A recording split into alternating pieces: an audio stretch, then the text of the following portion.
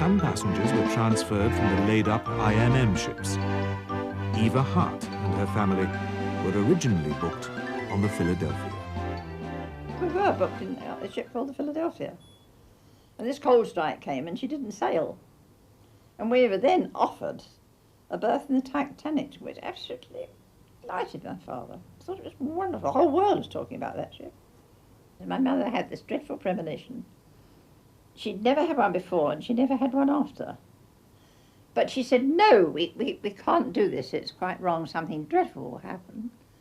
And I tell you, what the sort of woman she was, she'd got both feet on the ground, and for her to behave like that was absolutely unbelievable to everyone. But she just had that premonition. I was 7. I'd read there was a big ship. It didn't really convey as much to us as it did to my parents, obviously. I mean, I'd never been in a ship at all before, so it didn't convey very much to me. But I do know everyone was talking about it. It was inevitable that the Titanic would sink.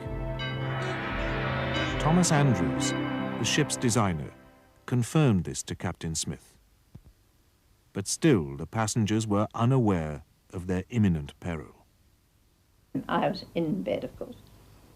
And she just came and joined in whatever was happening during the evening, that sort of thing. And my father got very cross because he had every reason to dislike gambling. His father had been a compulsive gambler and had died utterly penniless from being quite a wealthy man. And so everybody was gambling on this Sunday night. They were making books, I think the service, and having sweepstakes as to what time she would get in so many minutes past so and so. My father would have nothing to do with it. And so he went to bed quite early, for him anyway. And my mother sat down to sew and read. And she looked up at him, he was reading. He said he'd got a very interesting book.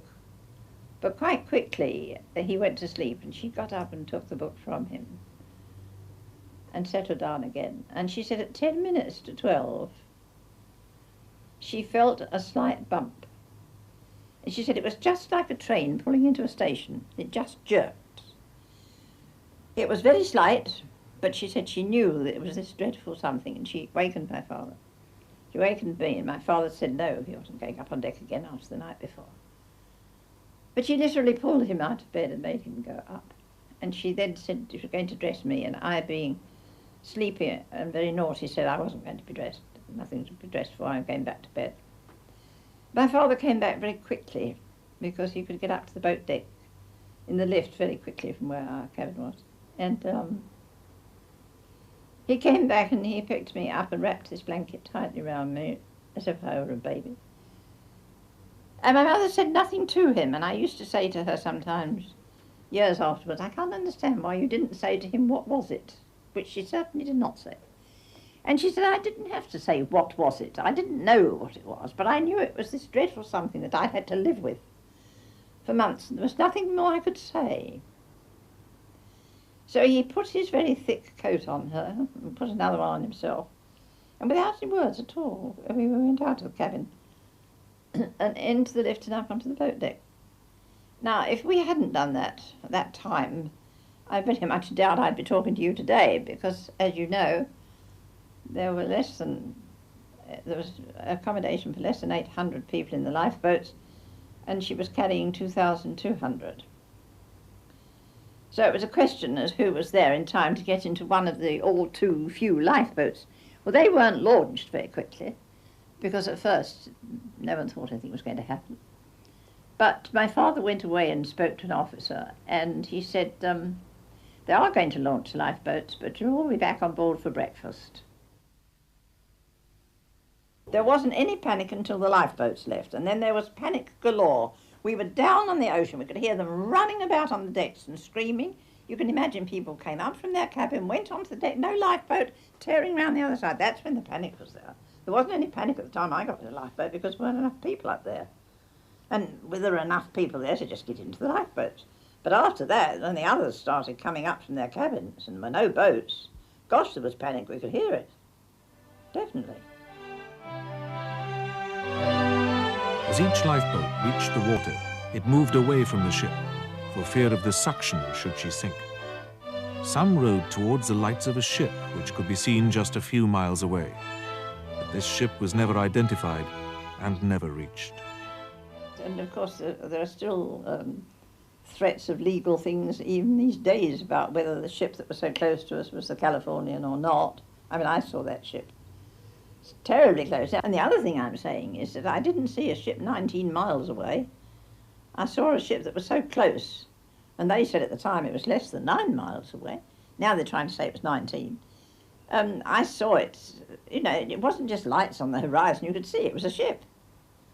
And I saw our rockets being fired, which that ship must have seen. Well, this inquiry says that they did see it, but they didn't think it was a portent of danger. But I would have thought in the middle of the Atlantic, in the middle of the night, that rockets must mean trouble. The band now played a solemn air. Some say autumn, but popular belief says it was nearer, my God, to thee.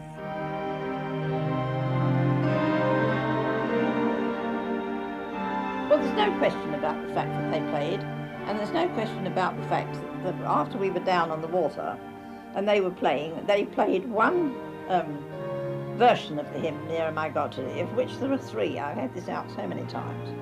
And the one they played was the one that was played in church some months after when I was with my grandmother, and I was so frightened I came out of church, I ran out, I knew the tune so well. But they won't have it, the Americans won't have it. People say, no, it's not, it was just ragtime, but it wasn't.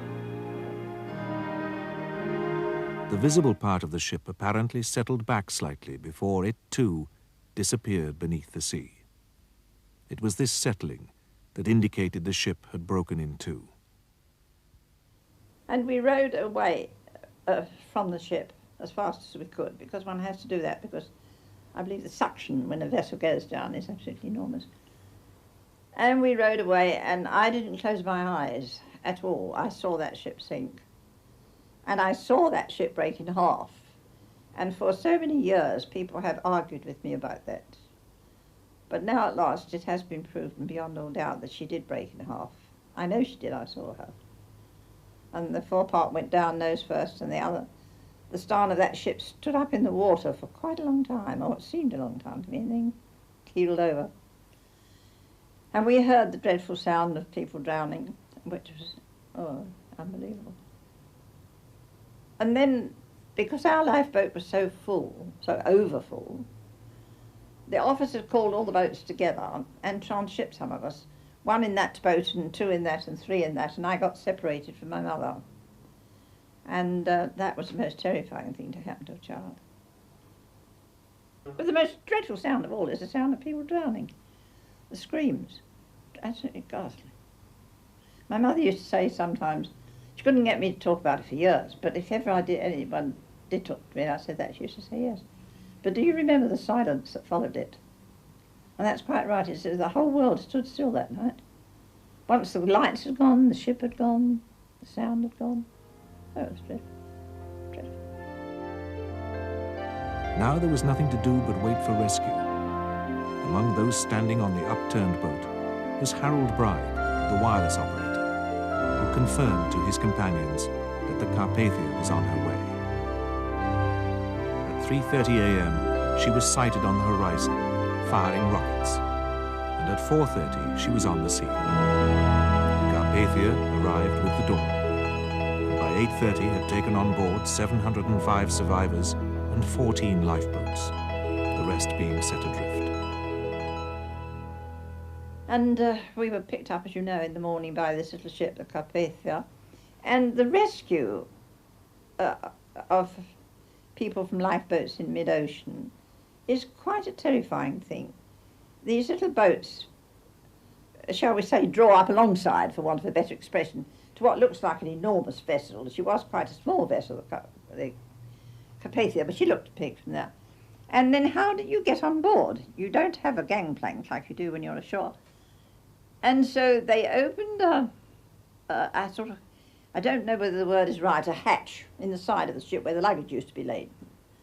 And they threw down rope ladders, and people like my mother and other grown-ups had to climb up in mid-ocean up a swaying rope ladder, which she said was the most terrifying thing. A sailor behind sort of holding on. And then what can the children do? We couldn't climb up a rope ladder. So they got these big luggage nets, and the mesh is very wide apart. It's quite a big mesh. Children would have slipped through it, small children. Anyway, our legs and feet would have gone through. So each child was put in a sack. And I remember being petrified when I was put in that sack and it was tied round, and the sack full of these children were put into these huge nets, and quite safely, of course, hauled aboard. But that really was quite terrifying. Then having got on board, of course, I couldn't find my mother. And I didn't find her for hours, but eventually I found her. And I'm quite sure one of the most pathetic things must have been the whole of the next day, how these poor women, such as my mother, roamed about the ship looking to see if they could see the husband they left behind. But no one found anyone. A silver memorial plaque has been left on the wreck as a mark of respect, and to honour her as an official grave to the hundreds who perished with her, and as a tribute to a disaster which should never have happened. I entirely agree with my dear Dr. Ballard's words. He said the whole thing was a tribute to man's arrogance, and I agree with that. That man can be so arrogant as to build something and claim that it is undestroyable, if you like. It's the most arrogant thing to say. True, if the Titanic had struck rocks or a tempest and storm and sunk, that would be one thing, but this was a ship that needn't have had any loss of lives. That, I think, is the most dreadful part of it. And as I say, all these years later, this interest is profound. And it's because there was no need for anyone to die. No one should have died. Had she had enough lifeboats with 2.5 hours and a very smooth sea, nobody would have died. And one life is worth more than the whole ship, surely. That is what I saw, that is what I remember. And there are hardly any of us now to share this memory, of course. I'm the only living survivor now that can remember it and get about, so to speak. I don't think there's anyone that can really tell the whole story of it, except myself.